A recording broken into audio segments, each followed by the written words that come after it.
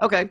Want to thank everybody for tuning in to today's episode of AV Guys Podcast. Today we are talking about the 600 megahertz sale and how that affects wireless microphones and users of wireless microphones. Today I have on the podcast, our guests are Chad Rigler and Chris Adler with HWP Company. Hello, They hello. are a manufacturer's rep for many different manufacturers, but in conjunction with this, we're talking specifically about Shure wireless microphones. And I want to introduce Chad and Chris. Thank you for being on the show today. Our Hey, pleasure. thanks for having us. Want to start out the show and talk a little bit about the 600 megahertz spectrum and what that means with wireless microphones, how people are going to be impacted, and who's going to be impacted. A little bit of information that I remember about it is that the FCC auctioned off pretty much the whole block of the 600 megahertz spectrum in 2017, and we're coming to an end of the closeout of that when everyone has to pretty much cease and desist using any microphones that are in that spectrum. And I know there's a couple of blocks within the spectrum, but Chad or Chris, why don't y'all start with kind of a little bit of the history and what that really means to us as an AV company, to Sure. users of wireless microphones? Yeah, definitely. Well, let's talk a little bit about what what exactly is happening here. And it all started back in 2017 when the FCC decided to auction off 600 megahertz spectrum. There were three main goals of the auction. The first goal was to free up more spectrum for broadband. Basically, your cellular networks and stuff like that, for be able to have more space for them to be able to broadcast at faster speeds. And everybody's wanting to do that more as we become more of a mobile generation. That all needs to happen. The second goal was to basically fund the build out of the nationwide public safety network. This originally was recommended by the 9/11 Commission. That network would take place in the 700 megahertz side. So that is actually the second reason why this auction came about. And basically the third goal was to allow deposits of any remaining proceeds to basically go in the pockets of the U.S. Treasury, so they can start building up stuff on that side of things. But basically in 600 megahertz, it was an incentive auction. So it was kind of a unique auction. 700 megahertz, which happened way, about 10, 12 years ago. I guess it was 2008.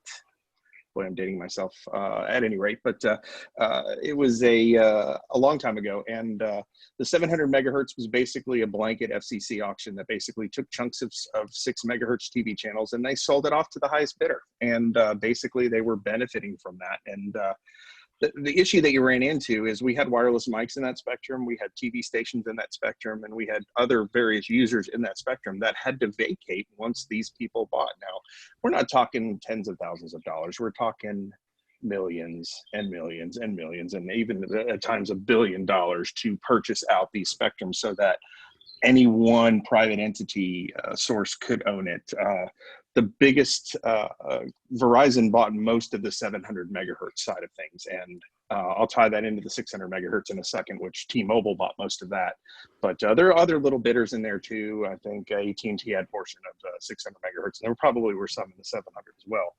But basically what happened is we all had to vacate the 700 megahertz band. And then Verizon went on air with their 4G LTE, among other things, in that area so we could get faster data speeds on our mobile devices. So in the 600 megahertz, what we just went through, was a little bit different. It was known as an incentive auction. So basically the FCC said, hey, we know we just asked you to move out of 700 and you're in 600 now, and that would cost you a lot of money to move out of there. We understand that. These are the television stations that would broadcast up from 700 megahertz, the UHF band. Now we're in the 600 megahertz band, still doing the same thing. So in collecting they had a multi-phase auction where basically they were trying to raise as much money as they could, and they needed to hit a certain amount so that they could give some of that portion back to the broadcasting broadcasting television stations so that they could help them in assisting in moving from that 600 megahertz to somewhere else down below that, which kind of covered 470 up to 616 area is where we're the open space for us to broadcast in. Now, what that's supposed to do is, that all that money was being raised, and it assists. They could do a couple of different things. TV stations could do a couple of different things. They could take the money that was raised, that the FCC was willing to give them, and then basically move their station from a 600 megahertz station down to somewhere between 470 and that mid 600, that low 600 side of things, like I was talking about. So they could do that. They could take a buyout and just go off the air if they so desire, which kind of was sad for a lot of the smaller stations that, basically had to do that, because, it's just, unfortunately, the nature of how things came down. But they had that choice. They had the choice to move or just take the buyout. Some people did take the buyout. But yeah, so that's forcing crowding down in the lower UHF spectrum, which starts at 470. So, of course, we have VHF, which is down below. There are some TV stations down there. It really doesn't, we have some stations that moved out of UHF and moved into VHF, but the 600 megahertz was kind of it was an evolving thing. And we're in phase, we just completed phase 8, which ended on March 13th. And the next phase that is actually happening, and I'll go a little bit more to detail on what these phases are here in just a second, but phase 9 is actually starting on May 1st of 2020. So that's right up around the corner. And then the final phase, which is phase 10, will complete on July 3rd, 2020. And then anything beyond that point, we can talk about that too. What constitutes these phases? So each of these phases, instead of doing a complete US rollout that everybody must evacuate everything from 600 megahertz immediately, they did it in phases across the country, and they had it split up into different regions in the country. And you can see these. There's a transition schedule on the fcc.gov website, which is amazing. I absolutely love it. If you Google FCC transition schedule 600 megahertz, you'll get to the page. And it shows the schedule with all the phases, and you can go over to regions and see how the regions are broken up. Like ours, where we are here, I'm in Tennessee, and Chad's in Tennessee, and Gene's there in Georgia. And we're in the Southeast region. So we've got, the repacking, they break it up on the map. It's really cool how they break that up. But yeah, like I said, currently we're moving into phase 9. And what that means is, during these phases, the television stations are moving from their current existing location in 600 megahertz to somewhere else in the area where we operate our normal UHF microphones, which is 470 to that low 600s. So what we have to be aware of is our existing wireless that broadcasts in those lower UHF spectrums. We need to make sure that that we're compliant and know where those stations move to, because if we have a wireless microphone, we're obligated not to broadcast over the top of that particular TV station if it's going to interfere. So we have to almost kind of look before we broadcast. So there's a lot of tools out there, and we just did a huge webinar on wireless workbench and coordination and that kind of thing. But it's a huge incentive for people to be more aware of their surroundings and be prepared as to what's going to happen. So over the past 10, 12 years, they've taken away the 700 megahertz spectrum. Now they've taken away the 600 megahertz spectrum and sold it off. So the companies that bought those are using those for their own purposes. What has that done how has that impacted? What has that done with the TV stations, with the churches, with schools, and everybody that's using wireless microphones? They've had to all squeeze and share now. Everybody that was using that all has had to shift everything down to a lower thing. How crowded is that and difficult is that gonna make the available spectrum to be able to use? And what is that available spectrum? Sure. That's extremely challenging, especially in the way of wireless. Up until several years ago, we had what was considered analog wireless, as we did prior to the 700 megahertz transition.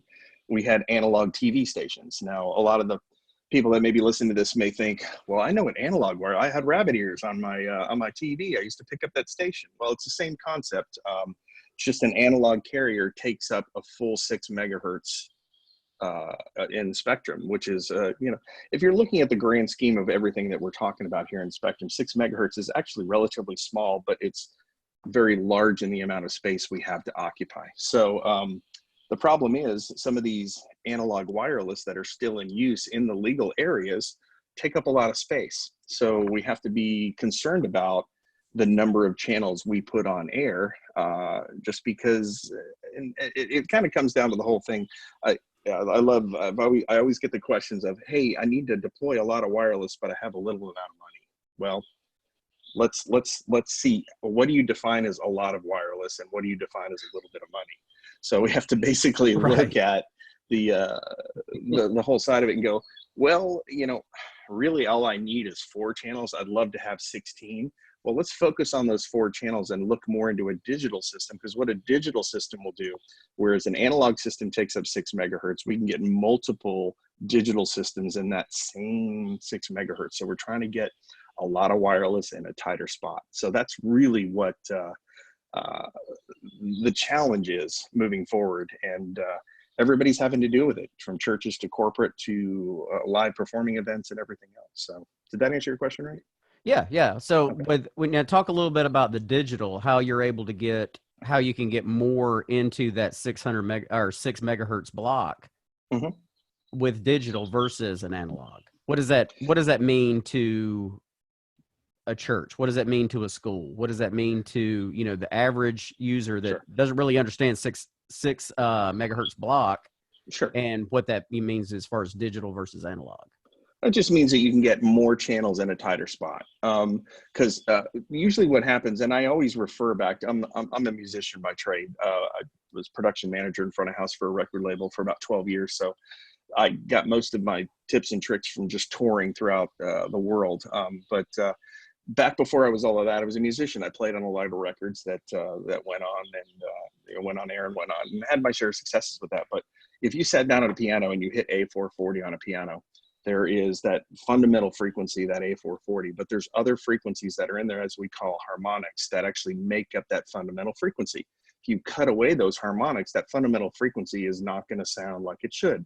It's kind of the same thing that happens with an analog carrier for a wireless microphone. If we got that fundamental frequency, or that primary frequency, instead of harmonics, we call them intermods. And what happens is you get, if you were to picture on a graph, a really high spike that goes up, equally below and above it, you're going to see a little bit lower spike, and then equally and above lower that, you're going to see another lower spike.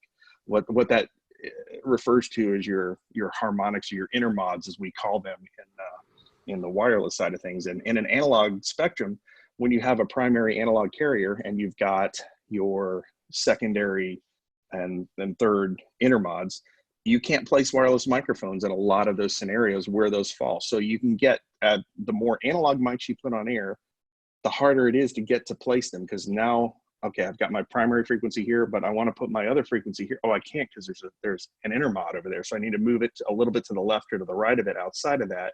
And then that then creates its own intermods, and so on and so forth. You can see where the analog spectrum of wireless transmission actually can crowd a spectrum, and it gets really difficult to deploy that. With digital systems, we don't run into that, because there's really no inherent intermods with a digital system. You just see one block that pops up there, and there's really nothing else outside of that. So it makes it easier to pack a bunch of them really close together, and you can get a lot more on air. So you're taking a block that's set, you know, a set width, and with digital, you're slicing that up into a lot Yep. of small little spaces that something Correct. can live, as opposed to, Yeah. it's basically how many cars can you get in your driveway. You can only get 4 cars in your driveway, but you can get 30 motorcycles. True. Yeah. Yep. Or smart Exactly. cars. I can get a lot more smart cars in there. That's more relative to your digital network, you know, because it's a smaller, more compact thing, and you can pop it in there. But I do love the motorcycle scenario. That's pretty So awesome. let me interject real quick. I get this question: why do we do digital? Why use digital wireless? And there's a couple bullet points that I always like to tell them. It's better audio quality, wider, flatter frequency response, increased dynamic range and signal-to-noise ratio, less audible artifacts, better spectral efficiency, more simultaneous systems can be put in place, HD modes, and then what Chris was talking about, reduced intermodulation products, all that kind of stuff. So it's, you know, getting away from the analog portion makes you more efficient, right? So it's huge. That's perfect. Yeah, that's great information. Now, what I know there's a lot of manufacturers of wireless microphones, and everybody's taking, kind of their approach to it a little differently, and putting in a lot of time and research. Is digital across the board? Is digital kind of the way everything's moving to safeguard as much as possible the use of wireless microphones? Yeah, I'll speak into that, Chad. Yes, it's definitely the way to go, because we're trying, like we said, we're trying to get a lot more channels in a tighter space, and you have to look to that. And it's not just an UHF spectrum that we're dealing with here. Shure, as well as other manufacturers out there, are looking to the future of wireless and where do we go with it. And most of a lot of the products that are built out from Shure, from inception to the time it hits the street, people don't realize the amount of time it takes, but it can take several years, up to 10 years in a product's life cycle, from its inception to deployment out into the field. And that being said, they've thought about this 10 years ago, before we even potentially had the issue of any auction going on. But where are we going? Where are we going to move when the spectrum does become crowded? And that really came to light to us with the 700 megahertz side of things. But basically, they're looking into the 1.9 gigahertz area, the deck band. They're looking in 2.4, which is extremely crowded, because everybody knows 2.4 is your Wi-Fi side of things. So it can get extremely there. They're looking even beyond that, even to 5G and 5 gigahertz, sorry, and beyond. So and of course, the use of the VHF and that lower spectrum in your TV channels 7 through 13, like, covers 174 megahertz to 216.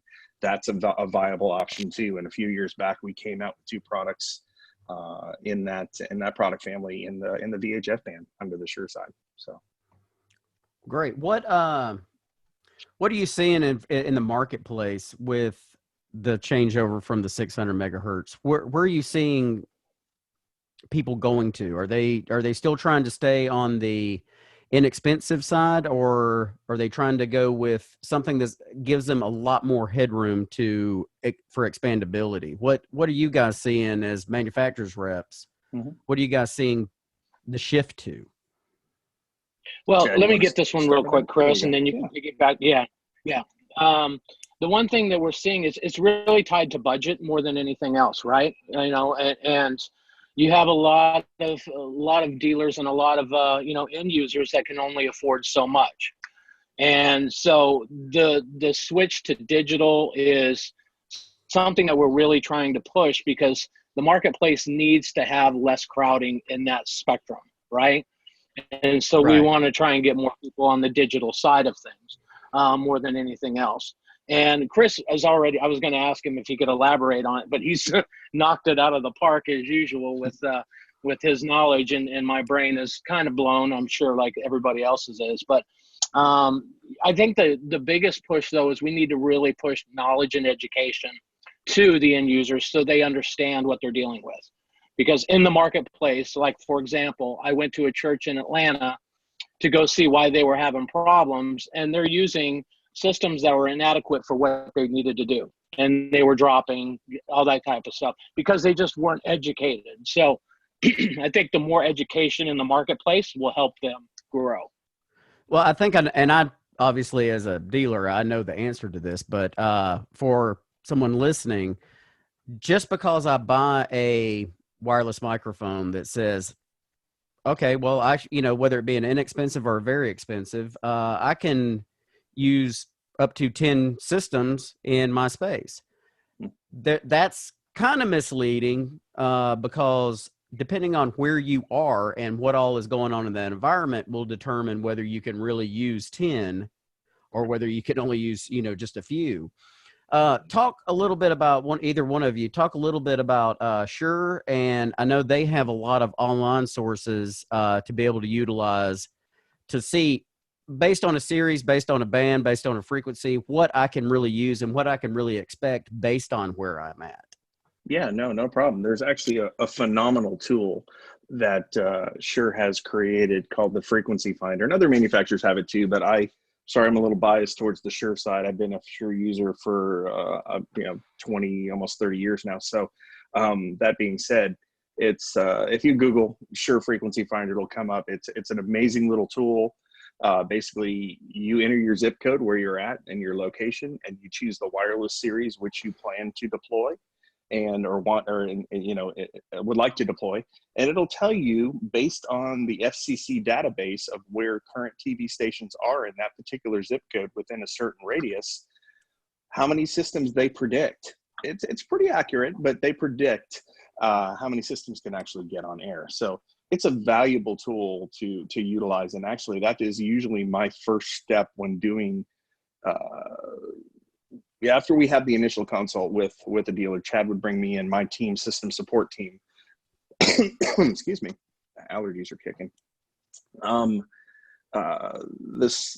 What we provide as a service as part of things. When the support team gets involved, we try to figure out, Chad try to figure out what the budget is, and then we kind of come in and look at it and see within that budget what microphone family they can use and what they can afford based on their needs, not only today, but when we deal with people, we like to create relationships. We're not going to sell them something today that in a year they're going to have to 100% replace. Of course, this is the knowledge that if we had this knowledge up front, we'd all like to be that way, but we try to future proof and think, okay, we'd like to have 16 wireless microphones right now. Really, all we need is 4, but I know we're going to grow to 16 over the next 5 years. That's a question we like to ask, right?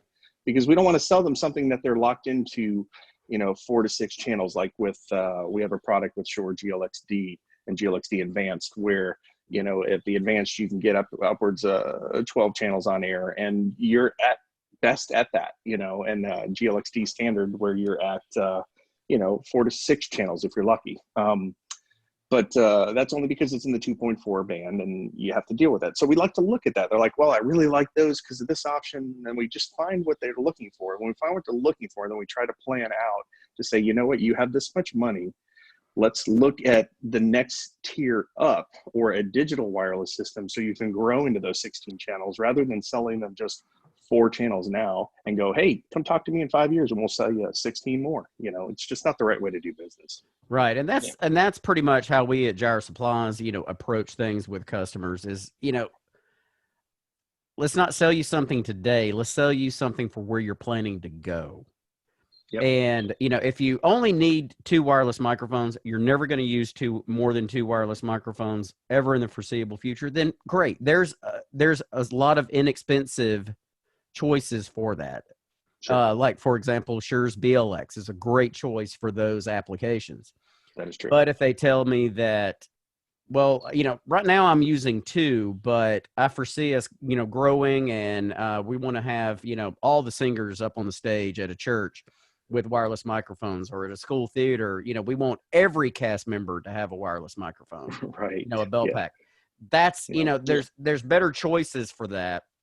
Just like you don't use a Chevy S10, if you're going to be hauling, 40 tons of rock every day, you could go get some cinder blocks and some wood, but it's not really your best choice if you're a commercial contractor.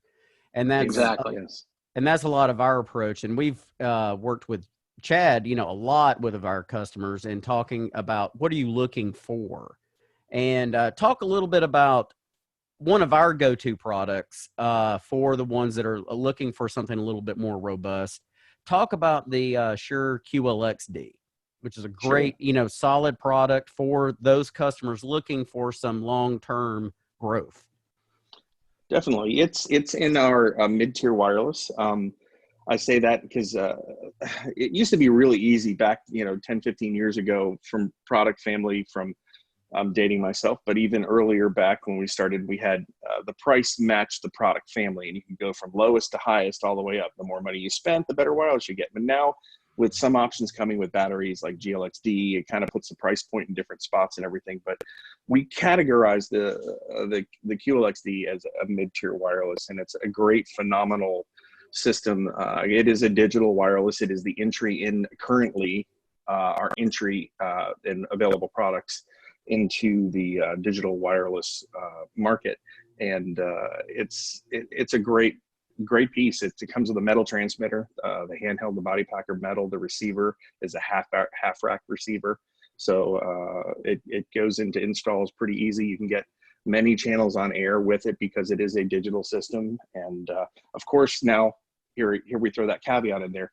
Now, if you're mixing and matching this digital system with a bunch of analog systems, remember all those carriers I was talking about, and the intermods that we have to deal with when you try to deploy a digital system on top of existing analog wireless. You need to think future proofing of clearing up that spectrum before you start moving into. But you can add 1 or 2 channels here and grow into that, and then move back out. But QLXD is a really great step into the digital wireless side of things.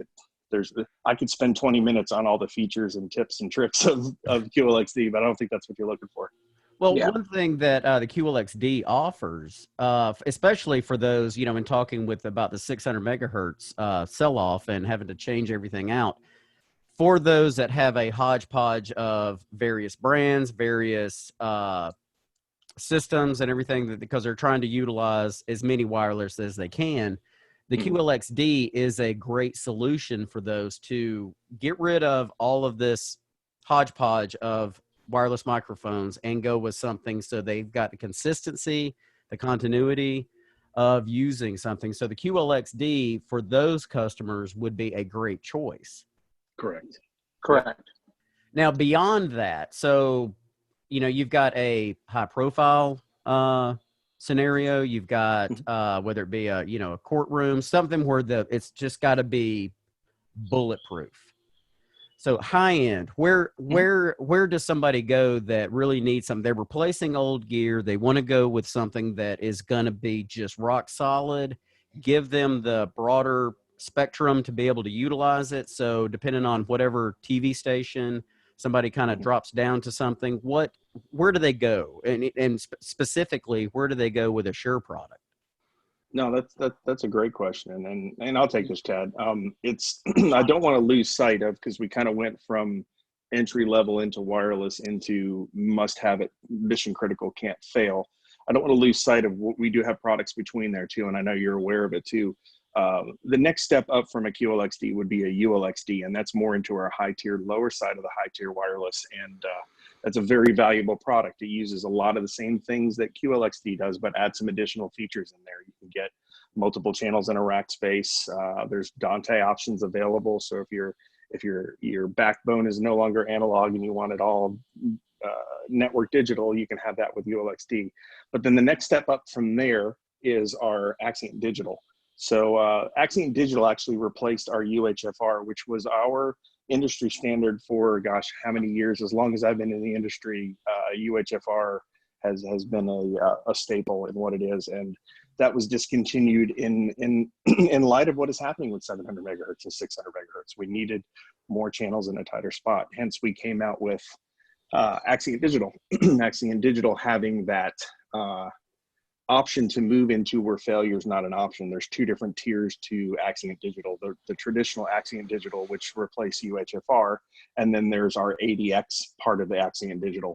It's really not 2 different lines. It all uses the same receiver, but different transmitters to accomplish different needs. But there are some great things with ADX where it's mission critical, where there's actually a spectrum manager on air to where it pulls.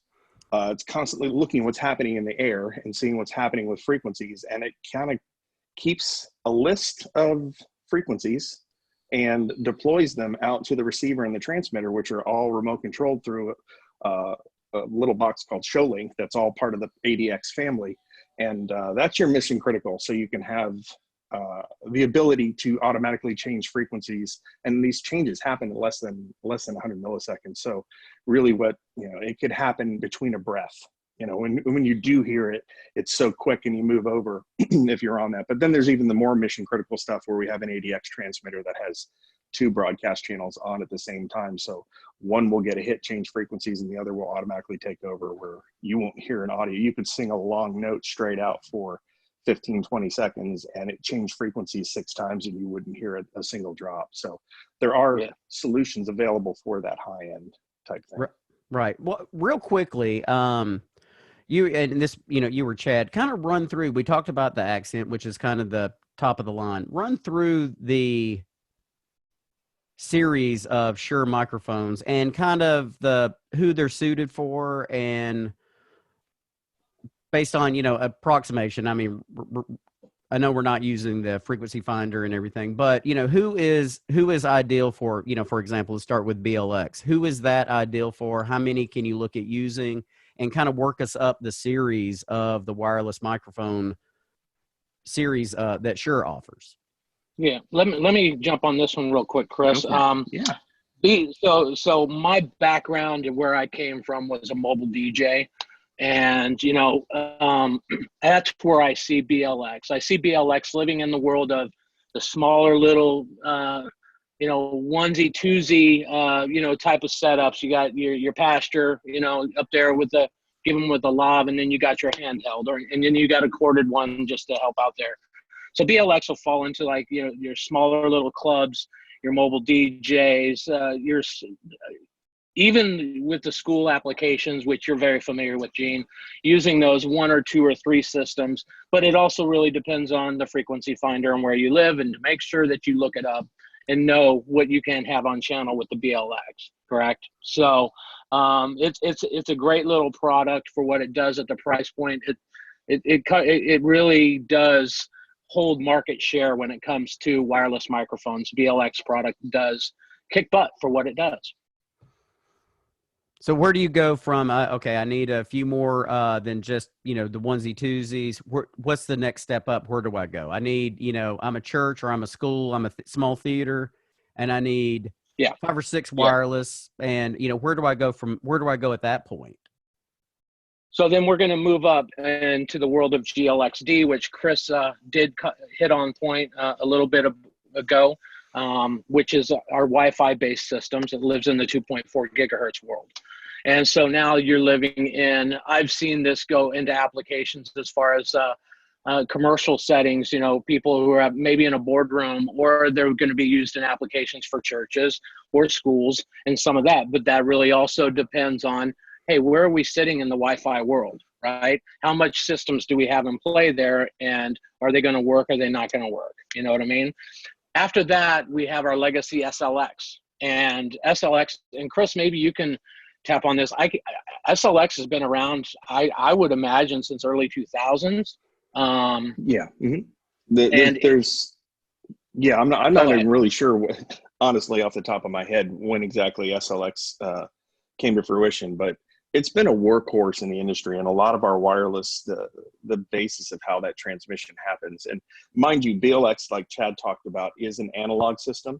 GLXD is a digital system, but that does interfere with Wi-Fi. So if you have an access point nearby, you could experience reduced channel count. So you got to be careful with what you deploy and where. And SLX is also an analog system as well, but it's a little more robust in the sense that you can get a little bit more channels on air than you can, say, with a GLXD or a basic BLX system. But SLX has been around for a while, and it's been a workhorse, and it continues to be a workhorse. And it's just, we're in this day and age where those analog systems are, we're at the point where we're on the cusp of where they're gonna, we can only assume that, these a lot of the analog systems will start to phase away as we move into digital. We see more digital systems. So, but SLX has been there. And go on, Chad. You could probably work on that. We actually have one. You may skip over at ULX. We actually the ULXP. We had a ULXP and ULXS. P was discontinued, and that's where QLXD came out of the ULXP side. But ULXS is still available. That's more a step up from SLX. But go on, Chad. I don't want to step on what you're talking about. So we go from the SLX, and these are all price points too. So you got to look at a good, better, best type of scenario, right? So once we leave SLX, then we're popping into QLXD. Then we're hitting ULXD and Axion. The channel count and the cost per is going to rise. But the one great thing that Shure is always doing is they're always looking for ways to help people get into those systems. That, like, we're doing the switch to digital event right now, and that offers end users the opportunity to get an instant rebate on a product they normally, wouldn't even think about doing because they just didn't think they could really afford it. And now we're getting into the world where they can do that. And so, your higher channel count, QLXD, ULXD, and Accent, that's where you're going to start to, get into your larger deployments and your larger applications. And, and it's going to cost a bit more, but it's going to be very robust and a very great systems to have. What now from everything that I've heard and everything that I already know as a dealer and integrator, there's a lot of choices, and that's just within Shure's market. There's other manufacturers and everything, so there's a lot to have to digest and to know what I'm using. So to me it would be very difficult for an end user, for a pastor at a church, for somebody at a school, a theater teacher that doesn't have the professional AV background to choose what's best. So where do you guys think about, and I'm not knocking by any means, the online dealers of things, but there's a lot that you can't get online. What's your thoughts of dealing with a local integrator that knows your area, knows the area that the customer is in and everything? What's the difference in the play to that versus just going out to Amazon and buying whatever brand, whatever thing, because it's the cheapest?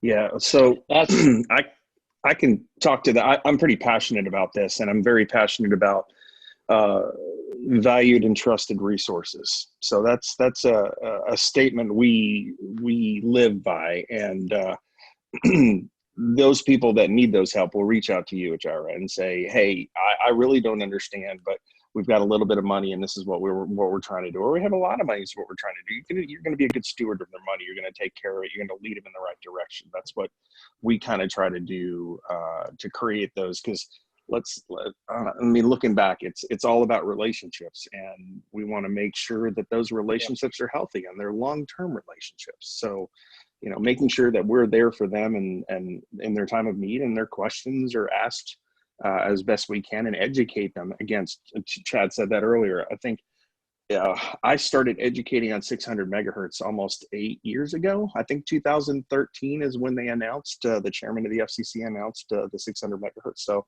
I've been campaigning and actually even been through Gyra talking about the 600 megahertz transition before it even started happening. So, and then we try to hit end users and educate everybody on, just to, help them through this. And that trusted advisor is what you're really looking for. So Chad, do you have something to say? Yeah. And I'm the same way. There's an old adage that I used to go by. There's 4 parts to a sale, right? You have the greet, qualify, pitch, and close.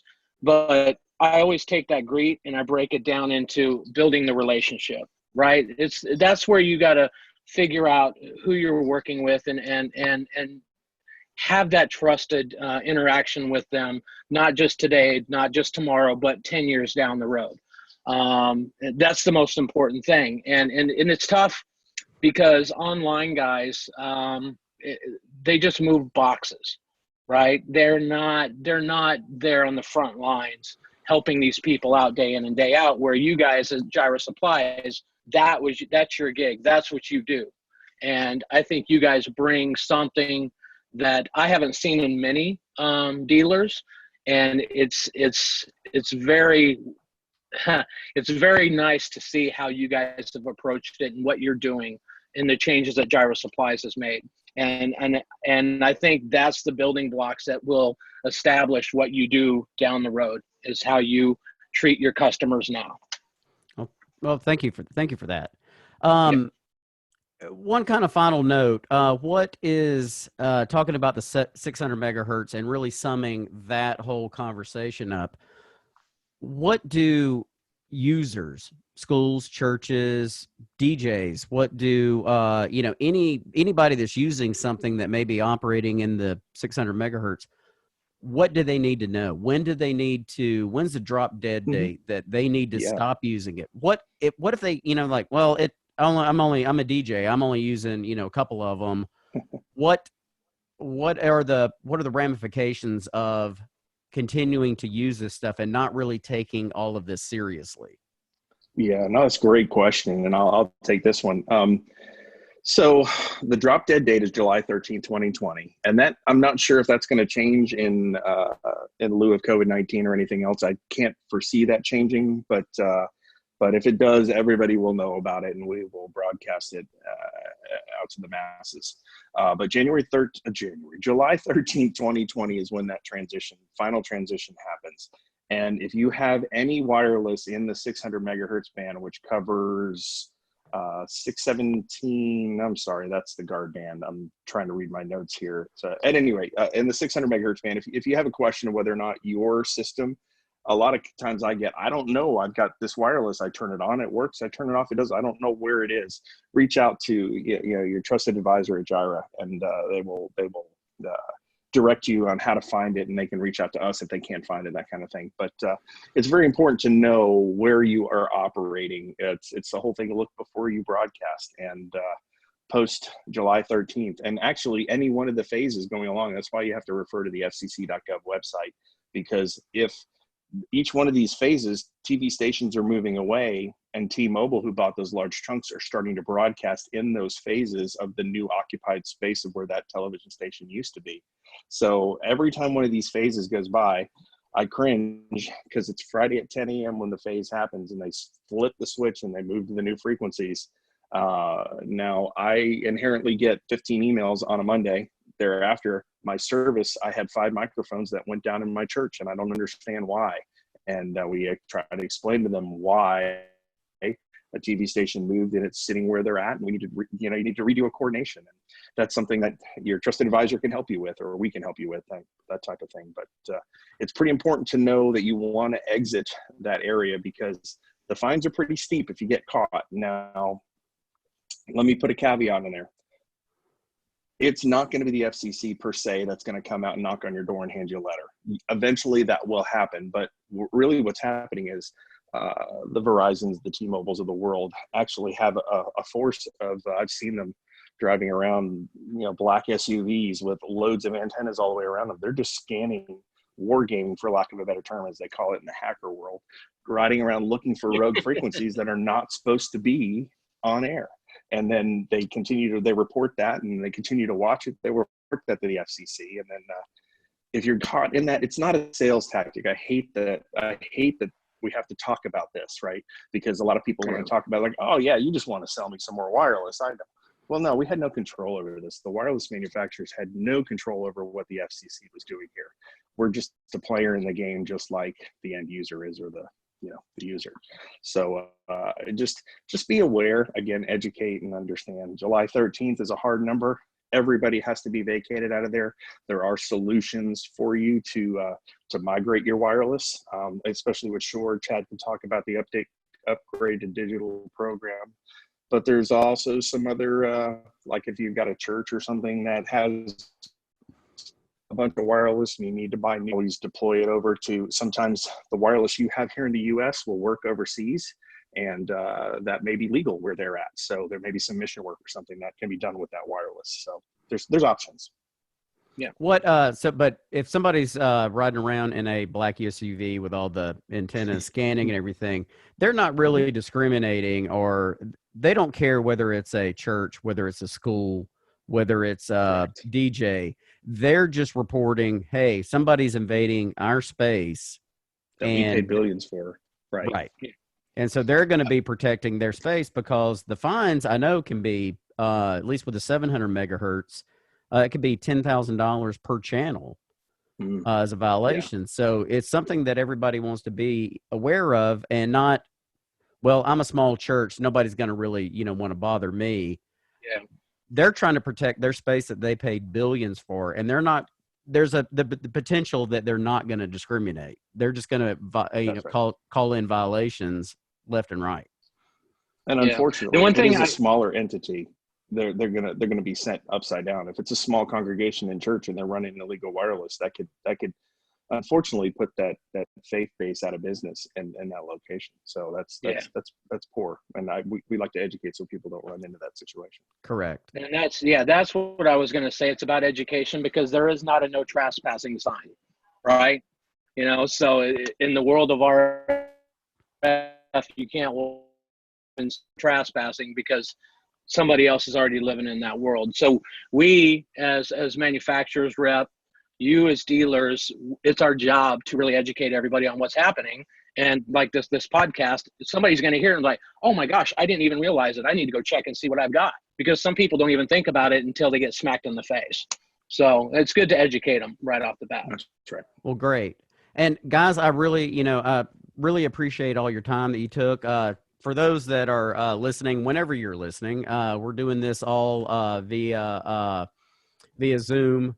We're kind of somewhat on a quasi lockdown because of the COVID-19 or coronavirus. Today on March 27th, we're, kind of everybody working remotely and trying to figure everything out. But it's still important to bring this information out. And hopefully, if everybody's got a little bit of downtime, they can listen to this episode and educate themselves, which is the whole purpose of the AV Guys podcast, to, bring manufacturers in and talk about issues that are relating to, all of our customers, all of, anybody out there that's using a wireless microphone, which is really a broad spectrum. So, Chris, Chad, thank you for taking the time, and hopefully in the near future have you back on talking about some other topics. AV Guys podcast is produced and edited by Gene Bice and Gyra Supplies. Our music is composed and recorded by Zach Evans. All of our podcast episodes are recorded and edited using PreSonus Studio One software, Studio 1810C interface, and Shure SM7B microphones. Be sure to check out all of our episodes at avguyspodcast.com or listen to us on Spotify, Apple Podcasts, Stitcher, or wherever else you like to listen to podcasts. If you like our podcast and want to continue hearing us in the future, please consider supporting our show by clicking on the Support the Show button on our homepage. Thank you for listening to AV Guys Podcast.